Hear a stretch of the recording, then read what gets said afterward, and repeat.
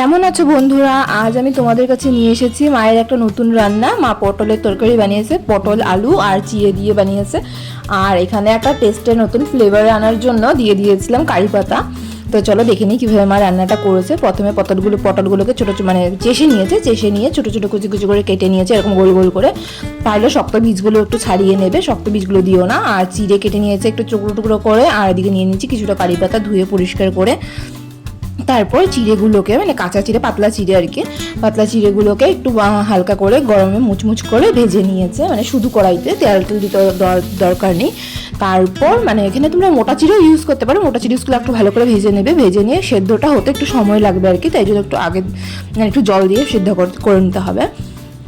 আর তারপরে এখানে মা তেল দিয়ে পটলগুলোকে ভাজতে বসিয়ে দিয়েছে। পটলগুলোকে একটু মুচমুচা করে ভাজতে হবে, একটু হলুদ দিয়ে ভাজা বসিয়েছে। মা দেখলাম নুন দেয়নি, আর তা নুন দিয়েছে অ্যাকচুয়ালি, তো নুন আর হলুদ দিয়ে ভাজা বসিয়ে দিয়েছে। সেটা আমিও ভাবছিলাম নুন দিচ্ছি না কেন।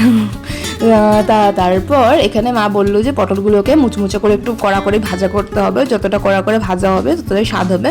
আর পটল মানে তেলটা অনেকটাই চুষে নেয়, তো তাই জন্য আমরা আর অত বেশি কড়া করে ভাজি না, একটু মিডিয়ামের মধ্যে ভাজাটা রেখেছি। পটলগুলোকে তোমরা চাইলে আর একটু ভাজা করে নিতে পারো, আর একটু ভাজা করলে আর একটু স্বাদটা বেশি লাগবে। তারপর ওই কড়াইয়ের মধ্যেই আবার একটু করে তেল দিয়ে আলুগুলোকে ভাজা বসিয়ে দিয়েছে। আলুর মধ্যে দিয়ে দিয়েছে তোমার এই কারি পাতাগুলোকে, মানে নরসিংহ পাতা যাকে বলে শুদ্ধ বাংলায়, আর আমরা তো ওই কারি পাতা নামেই চিনি। টেস্টটা যদি অন্য আসে সেই জন্য মানে একটু এক্সপেরিমেন্ট আর কি করলাম। তো এগুলোকে ভালো করে ভাজা করে নিয়ে তুলে নিয়েছে মা। তুলে নিয়ে এবার তরকারিটা বসানো হবে। তরকারির মধ্যে কী কী মশলা দেওয়া হচ্ছে তোমাদেরকে দেখাচ্ছি। হলুদ, নুন, জিরে ধনের গুঁড়ো, এটা ঘরে বানিয়েছে, আর একটুখানি মরিচের গুঁড়ো, আমার মরিচ কম খাই সেই জন্য এরকম দিয়েছে একটুখানি করে। তারপর তেলের মধ্যে একটুখানি করে ফোড়ন দিয়ে মশলাগুলো দিয়ে তারপর একটু জল দিয়ে দিয়েছি। জল দিয়ে একটু কষিয়ে নিতে হবে, একটু ভালো করে ভাজা করে নিতে হবে যাতে মশলাটার গন্ধ না করে। তারপর সবজিগুলোকে দিতে হবে।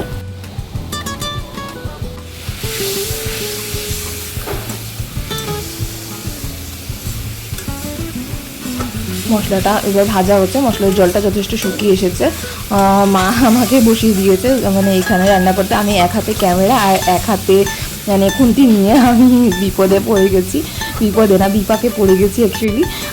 তারপর দেখলাম মশলার জলগুলো শুকিয়ে এসেছে। তারপর মা বললো যে সবজিগুলো দিয়ে দে। তো সব সবজিগুলোকে পটল, আলু আর কারি পাতা সবগুলোকে দিয়ে দিলাম। দেখি মানে আমার দিকে মশলাগুলো একদমই শুকিয়ে গেছে, জলটা শুকিয়ে গিয়ে একদম শুকনো শুকনো হয়ে গেছে। তারপর মা বললো এমনই হবে, চিড়েটাও দিয়ে দে।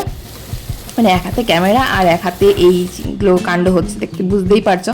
হয়তো নাড়া দিতে দিতে খুন্তির বাইরে মানে কড়াইয়ের বাইরে গিয়ে খুন্তিয়ে নাড়া আমি শুরু করে দেবো। তো ওদিকে একেবারেই শুকিয়ে গেছে। তারপর মা বললো যে অল্প করে জল দিয়ে দিই, জল দিয়ে আবার ভালো করে মিশিয়ে নিতে হবে মাখা মাখা করে। তা আমি ফোন ধরবো, খুন্তি ধরবো না জল দেবো। মা এসে গেছে তখন মা এসে একটুখানি করে জল দিল, নাড়া দিয়ে দিলাম আমি।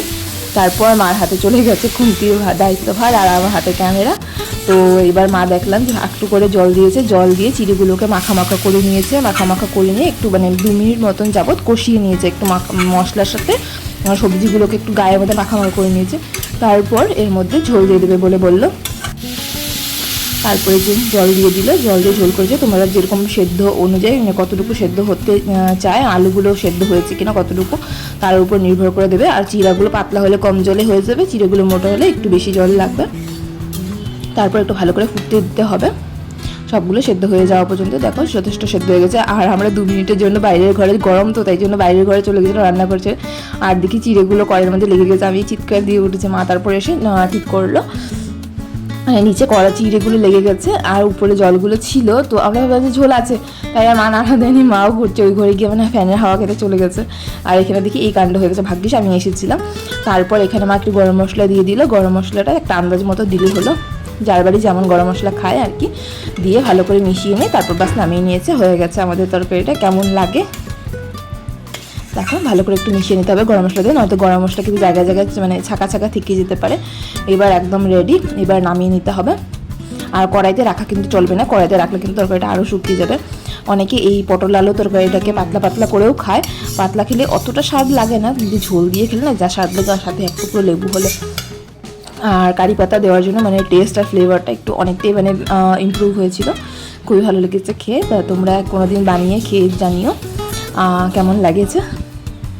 তোমাদের বাড়িতে কি চিড়ে দিয়ে বানায়, না অনেকের বাড়িতে আবার শুনেছি আমি চাল দিয়েও নাকি বানাতো, তোমাদের চাল দিয়ে বানায় চিড়ে দিয়ে বানায় জানিও তো কেমন লেগেছে। তো এখানেই শেষ করছি, ধন্যবাদ।